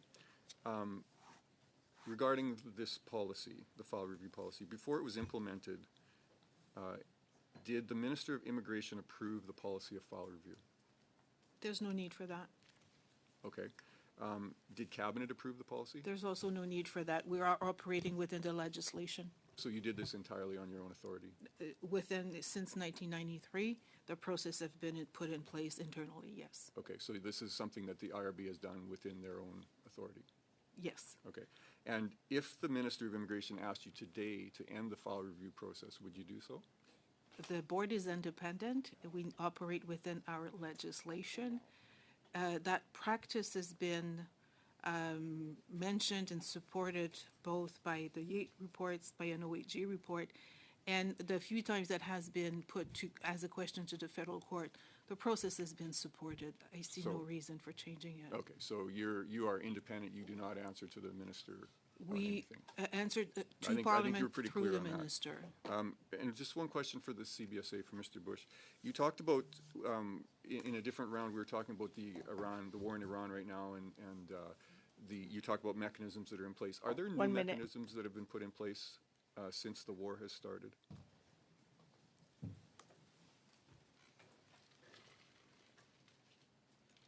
You can push the button. Speaking? Just Oh, put, yeah. okay. There we go. So mechanisms, I don't know if I would say they're mechanisms. So we have the designated regime, which we've talked about at some length. We've got the designation in the criminal code on that. We have also, to support global affairs, Canada and the movement of Canadian citizens out of the region. I We've guess also maybe just to be more clear, in terms of security reviews and how you look at files, has there been any new mechanisms, anything new been put in place since the war began? So all I'll say is not that I'm aware of, but I can take that back and check. Okay. Is that? That is it. That's perfect timing. Next, we have Mr. Fragiscatos for 5 minutes. Thank you, Chair. Mr. Bush, you were asked already about One Touch, but I want to go down that path again because we did hear at length at this committee, but didn't really have an opportunity for CBSA to put its view on the record. And I'll be just very straightforward about it and use simple language. The way that it was presented, one was almost left with the very strong feeling that One Touch was basically a get into Canada free kind of thing. But based on what you shared with Mr. Zuberi, that's not the case. Based on what CBSA has put forward in other forums, that's certainly not the case. But can you share for us here at the committee what One Touch is, how it works, and whether it's based on sound security principles to ensure the public safety of Canadians? Thank you very much. I'm just going to quickly take you through a little bit of evolution of the last 10 years of refugee claims. So if we were to rewind to late 2016, early 2017, most of the increase in refugee claims was being driven coming from the United States. It mostly was impacting at a place that everybody is very familiar with, at Roxham Road. And so it was mostly the processes were impacting on our colleagues at CBSA, at La Colle, and the RCMP. And so those processes generally to do a full refugee intake takes roughly 8 hours to do, okay? Well, 6 to 8 hours, depending on what the person presents in terms of issues. You then move into the pandemic. Of course, with border restrictions, numbers of claims drop right down because there's nowhere near as many people crossing the border. We then come out post-pandemic, and the number of claims coming into the seeking protection in Canada, both at the land border and airport ports of entry and inland, all start going back up, and you're all very familiar with those numbers. So our colleagues in Quebec region, we first took an approach of deferring examination for folks. It's a provision in the Act that allows our officers to essentially reschedule the hearing. It was largely driven because the border restrictions that were in place did not align, when they were lifted, did not align with provincial restrictions being lifted, and so we still were only able to have so many people in a space at any given time. So for their health and safety, for the officers' health and safety, we had to take certain steps. That led to its own problems that we had to quickly address with IRCC. And then we moved into One Touch. One Touch, as I have tried to describe, we are assessing admissibility right at the port of entry. They can, based on all of the information that we have available to us at the port of entry, so that's including systems like CPIC, it's including systems like GCM, the Global Case Management System at IRCC, it's including the biometric checks that we do both with the RCMP as well as our partners, international partners, to validate identity, but also to validate is there any known information on these folks, and then we make a determination at the port of entry. Please keep in mind, that's the same information that we would have had available to us in the previous process. The only change is that we are not spending the time with the client to collect their claim, fill out all the paperwork, and start enrolling their basis of claim. We are checking the identity based on the documents they have, based on their biometrics. We are validating the identity.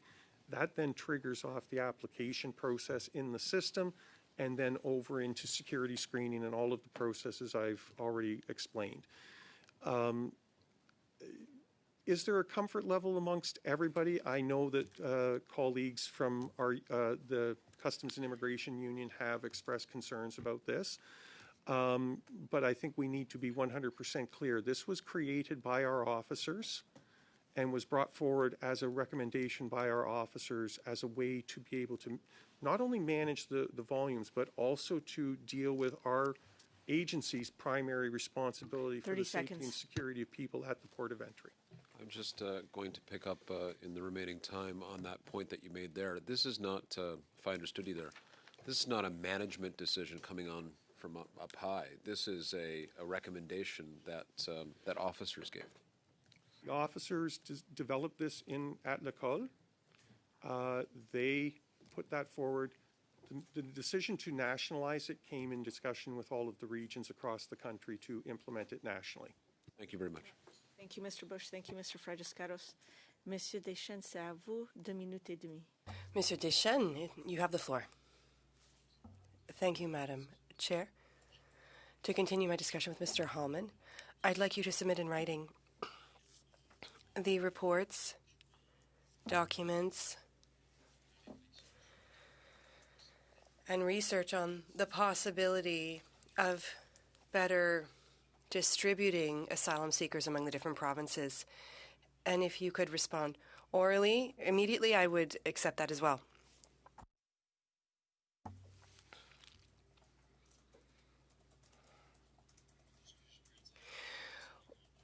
Well, everything that I could say is that I know that there were discussions, at high-level discussions, to weigh the interest of the provinces to participate, to accept other asylum seekers. But I know that the result has been Nova Scotia and New Brunswick signing agreements. If you have written documents to support that, I would be very interested. Mr. Bush.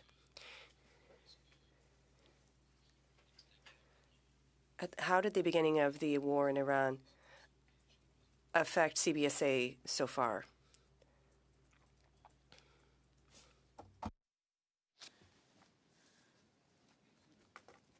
I will tell you what I know, and I will tell you what I do not know. Okay. Préférez-vous que j'explique en français? Would you rather that I answer in French? Okay. At the beginning of this conflict, our organization decided to change the positions for our officers outside of Canada working in missions overseas, embassies, to help global affairs with to leave the Middle Eastern region. Furthermore, well, not furthermore. That's all I know for now. How many asylum refugee claims have been received? I don't know. For the numbers, on the number of refugees, I really don't know. We can obtain that information since last week to determine whether there has been an increase in asylum claims from Iran. Thank you. I would be interested in that. Mr. Deschênes, thank you. We have 6 minutes remaining. I'm going to give 2.5 minutes each to the Conservatives as well as to the Liberals. We start off with Mr. Davies. Madam Chair, I'm going to be splitting my time with MP Ho. But I will just very quickly, I think today we verified that detention capacity has been significantly reduced in Canada at a very problematic time. And we've also determined that people have been released while being on a deportation order prior to being deported. Mr. Bush, you made reference to provincial detention. Does the CBSA rely on the province for detention capacity, and does the province have independent authority to release a detainee without the CBSA's knowledge? So for your first part, again, I'll take a little, I'll make this quick. We used to use, in combination with immigration holding centers, some capacity at provincial detention facilities across the country. Provinces have systematically withdrawn from that particular activity through notifications over the last several years. In terms of your second question, when we were using those, no, the only organization that could release them past the 48-hour, the first detention review is sitting to my left. It's the Immigration and Refugee Board is the only organization that could order their release. The provinces would have no authority for that. 1 minute. Okay, I'll pass this over to Mr. Ho. Thank you. I have a question for the officials here. Would it be possible, could you table for this committee every version of the instructions governing the streaming of less complex claims at the RPD since 2017 and the countries listed on those instructions and any communications with the IRCC, DMO, or Cabinet regarding the creation or modification of the list within 30 days? Thank you. How much time do I have left? 30 seconds. Questions for anyone on the panels. How many members are associated with terrorist listing organizations that have active claims at the IRB? Is that something that you'll be able to provide as well? Out of the, maybe you can provide it later. You probably don't know the answer now. Can you provide it at a later date, within 30 days? Thank you, Mr. Ho. Sorry, was that a yes that she would provide? I think I saw a nod. Ms. Brassard, Madame Brassard, is that okay? Okay. Thank you, Madame Brassard. Thank you, Mr. Ho. And lastly, to finish us off is Ms. Soti. Thank you, Madam Chair. My question is to you, Mr. Bush. As you know, Canada's new government recently introduced Bill C-12, the Strengthening Canada's Immigration System and Borders Act, to help stabilize the system and give law enforcement the tools needed to keep Canadians safe. Can you outline what measures are included in this legislation that will specifically support CBSA in its work to maintain security and integrity in the immigration system? Thank you very much. So I've tried to reference it a couple of times, but the first and foremost is the concern that all of the measures for security screening and intervention work will be completed before the board will be referred the claim for determination of the actual claim. So that's the first piece. The second piece is that earlier in the process, so right now, well, there will be one application, so we will also be getting the basis of claim submitted by the client earlier in the process. So right now it's a two-step process. There's the application for the refugee claim, and then the submission of the basis of claim form, which is the foundation for the board's work. However, all of that information will now be provided through the application, which is also covered in C-12. 1 minute. So that we can do security screening on the full and determination of whether we want to intervene on the full package of information that is being considered after we're finished our work at the board. Okay. Can you tell us what immediate or near-term effects you predict this legislation will have once it comes into force in terms of stabilizing the immigration system? Or maybe, actually, sorry, if an official from IRCC can quickly answer that. Yeah, I mean, one of the core measures that, and as my colleague from CBSA was listing a couple of them, one of the core components of the bill are a number of process changes for the asylum system. All of those are really designed to address some of the areas of bottleneck that we found within the system and improve the information flow between the three organizations. So they should lead to efficiency gains in how we process those claims and allow us to do more faster. They will also generate some improvements for Thank you, clients. Mr. Holman. Thank you, Ms. Soti. And I want that ends our session today. So I want to say a very, very warm thank you to all of our witnesses. It was a very full 2 hours. Really appreciated your patience and your important testimony today. I also want to thank all my colleagues for their very thoughtful questions.